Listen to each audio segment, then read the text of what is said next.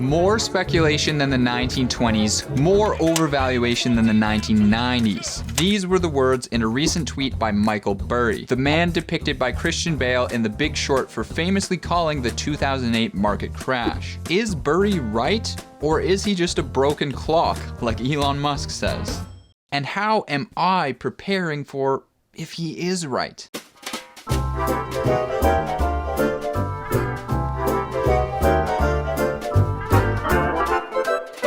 Class is in session. Steve Antonioni here, back with another episode of Cash College. Today, I'm talking about the possibility of a coming market crash and how I'm going to be preparing for it. Before we jump in, I just want to quickly mention that I have made a new stock buy in the portfolio, and I did put a post out on Instagram to let all you guys know. I've now been tracking my portfolio on there, so make sure to follow me on Instagram if you're not already. So with the stock market just continuously chugging its way higher and popular valuation metrics telling us that we're in overvalued territory, what's my plan right now? Am I concerned about a market crash? And what could even cause a market crash in the first place? Well, if you watch my video on my complete portfolio breakdown, you'll know that I have some pretty aggressive investments. A good chunk of my portfolio is in crypto and Tesla stock. So if the market does crash, I'm certain I'll be down a lot of money. Doesn't sound good, right? So what am I gonna do? Well, before I tell you that, let's look at what could actually crash the market in the first place. Part of the reason that you've been so bullish on equities for many years at this point is the interest rate environment. Yeah. You've looked at interest rates and said interest rates are gravity on stock prices, and when interest rates are so low, stock prices inevitably are going to climb. Interesting. So if stocks go up when interest rates go down, then that means if interest rates go up, Okay. Sell it all. In all seriousness, Warren Buffett has made a very important point here. If we do enter into a prolonged rising interest rate environment, then stock valuations may come down across the board as the effect of gravity acts upon them. But will interest rates go up?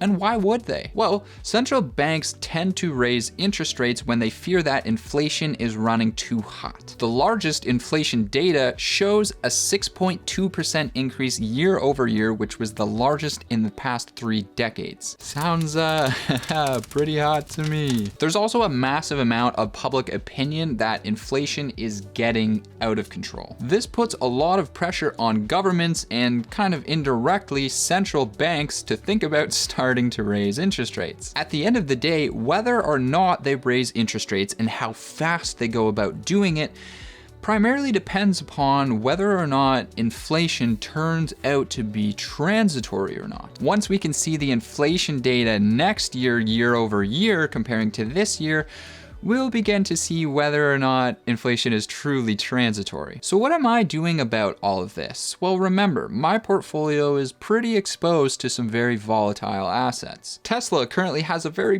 big valuation according to a lot of people's opinions, and cryptos will get absolutely wrecked, like just wrecked, in a stock market crash. So I have a lot of money to lose here. If we crash, I'm going to absolutely eat it like Jaw vs. the Lion 25 stair set.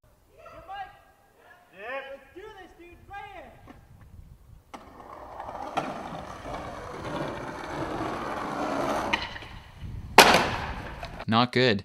I should probably try and predict the right time to sell to avoid this, right? No.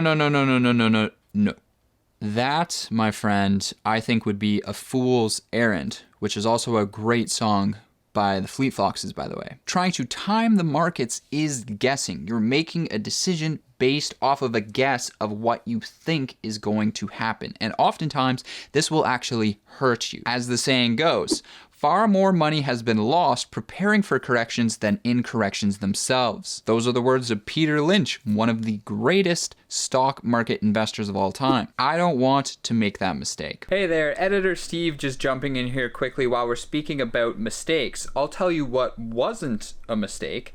Buying these blue light blocking glasses. They help me sleep so much better at night, and they look great, right? Right? They may be a fashion mistake, but that's okay. Part of the way I avoid making mistakes is by leveraging technology. And today we have great apps like M1 Finance, which let you create automatic investing strategies completely for free. It's crazy. For example, let's say you like to split up your portfolio among a few different ETFs or a few different stocks. Then let's say you wanted to invest $1,000 per month into this portfolio.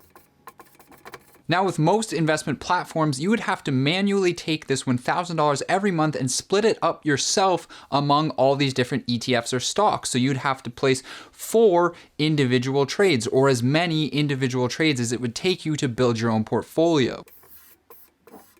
But with an app like M1 Finance, you can do this all automatically. You can say, hey, I want my portfolio to be 25% Apple, 25% Amazon, 25% Google, and 25% Tesla. And I want that $1,000 to be split perfectly across those 4 companies every month, all at once. And that's exactly what it can do. And it doesn't have to be $1,000 or per month. It can be any amount of money and any schedule you want to invest on. As far as I'm concerned, this is amazing, and I wish every app would do this, but as far as I know right now, M1 Finance is the only one that is. So I'll put a link for this down below. Sign up and check it out and play around with it. If you haven't used it before, I think you'll find it really, really cool. Personally, I don't ever try to time the market. Instead, I plan for various scenarios and then act accordingly. I think there's a big difference here. In my opinion, timing the market is acting prior to something actually happening. You're trying to guess about something happening and then acting before that thing actually happens. For example, selling your stocks now because you think the market will crash next month. On the other hand, planning and then acting is doing something after an event has already taken place. For example, let's say somebody, not me of course, but somebody had a plan to say if Elon Musk caused a 20% decline in Tesla stock because of a controversial tweet that he sent out, then somebody would buy some of that stock on the nice dip. That sounds like a pretty good plan. I wonder if anybody actually ended up doing that. Not sure.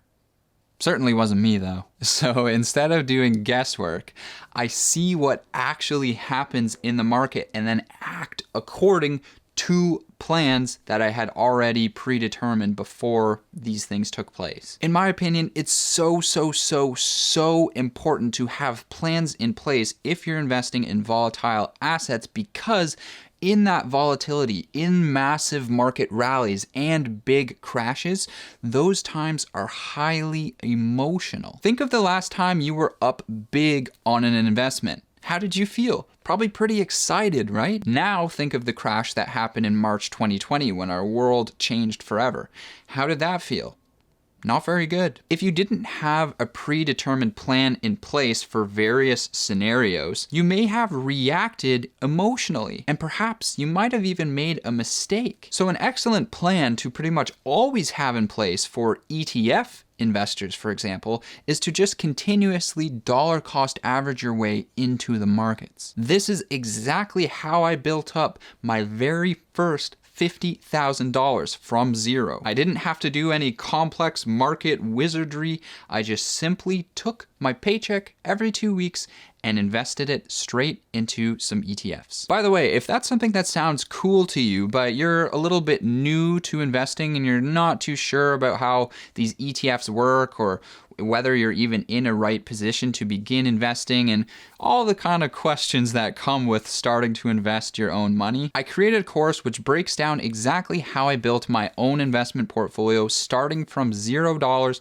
4 years ago. The information that I share in that course is information that ultimately completely changed my life. I was able to quit my job, work for myself, and ultimately just really be myself. It was so liberating. I literally made a video earlier this year pretty much about how happy I am that I can go for long walks in the forest whenever I want. Hey, I mean, it makes me happy. And I want to unlock that freedom for you. I want to unlock this freedom for as many people as possible. That's why I started this channel. That's why I created the course.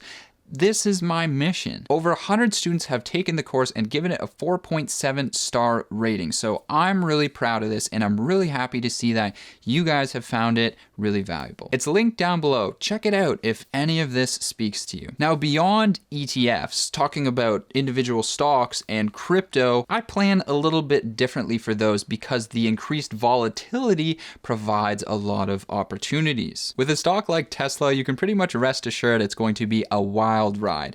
There's going to be a lot of opportunities to buy the dip, which would be a great thing to do. I wonder if anyone did that recently. And same goes for crypto, extremely wild swings in price. I detailed my crypto investing strategy, including special indicators that I used to help me make over $13,000 in my first year investing in crypto in a video that I recently posted. There's a card in the corner to check it out. With my Coinbase and Square stock, I told you guys about how I was thinking about watching the crypto market cycle and acting accordingly. Quickly summarized, once the crypto market cycle peaks, I may sell my Square stock and then wait for the following bear market in cryptocurrencies to start accumulating more Coinbase. Some of you took this to mean that I'm trying to time the market, but I hope I made it clear now that I'm not acting preemptively, but rather I have plans in place to guide my actions after certain events take place. Remember,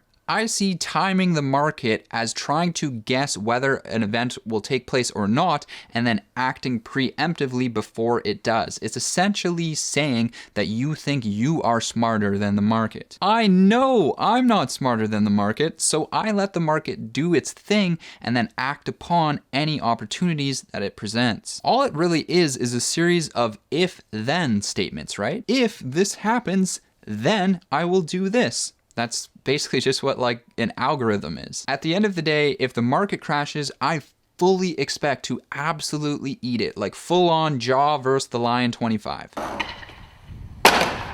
And one day, you may even see that, especially if you subscribe. Please subscribe and watch me take on the Lion 25. But seriously, if/when that does happen, I'll be shopping like it's Black Friday. Hope you found listening to my thought process helpful about a potential coming market crash and what I'm going to be doing about it.